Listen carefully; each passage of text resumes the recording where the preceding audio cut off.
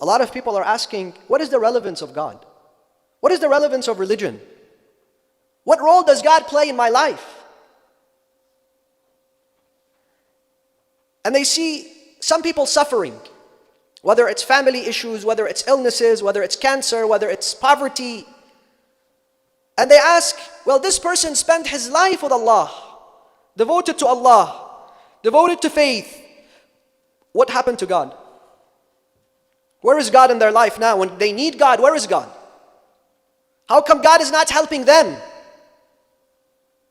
So how is God relevant in our lives today in the year 2022, especially those living in the West? We look at the world and we see that it's filled with injustice, with tyranny, with oppression, with poverty. 25% of people around the world do not even have drinking water, clean drinking water to drink. And there are powerful agnostic, atheist movements that instill this in the minds of everybody, especially the children at school. And when we discuss such issues and when we raise such issues, there are some people who say, but those things are not so relevant to our community. Alhamdulillah, our community, they're all mu'min, they're all muttaqi, they're all at the peak of iman, peak of yaqeen. They don't question anything, so those are irrelevant topics to us.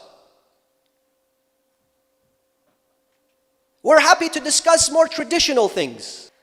While some people sit and argue on the style of Sheikh Abdul Zahra al-Ka'bi and Sayyid Jassim al-Tawarjawi rahimahumullah, and which one reads in better style, the world is discussing a battle over God. This is reality. Let me wake you up to some reality. What do I mean a battle over God? Do I mean a battle between atheists and Muslims?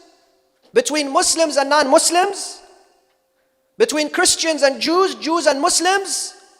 Between believers and non-believers? No, that's not what I mean. I mean a battle over God amongst believers. Amongst believers. Look at the history of the religious movement since the inception of religion on the face of this earth. Go read history. Read the history of the most deadly battles, most bloody invasions, crusades, people who were burnt alive, people who were buried alive, people who lost their limbs. What do you find there? You find that Christians killed more Christians than atheists ever killed Christians. Christians burned more Christians than any other pagan army. Christians buried other Christians alive than any other foreign army. What about Muslims? Muslims have killed more Muslims than any other foreign entity.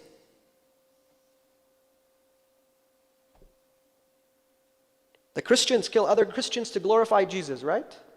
He's a Christian. This other fellow is a Christian too. They kill each other, they fight each other, they burn each other to glorify Jesus. And Muslims, the same thing. They kill one another to glorify God.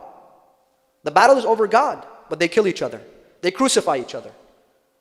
They cut each other's limbs. Look at the past month only. The past month, look at the news.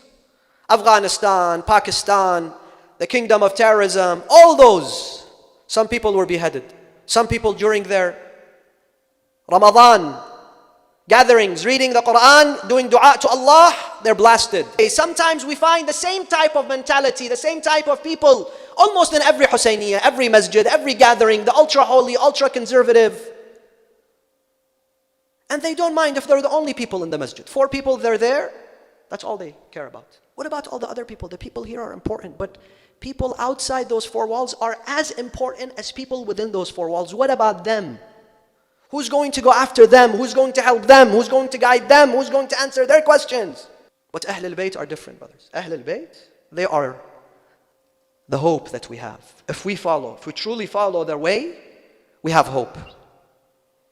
We're inspired by them. Amir al-Mu'mineen wa Mawla al-Muwahhideen, Abu al-A'immah, the one who we're commemorating this night, he was the one that believed and practiced freedom of speech.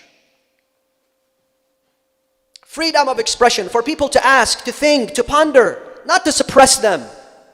That is why when he gave khutbah al-Jum'ah, some people will rise.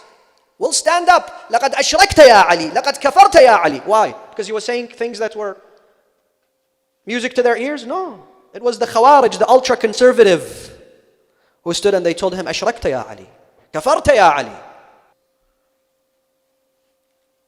And that is why today we have many of the youth, they don't have a good relationship with Allah.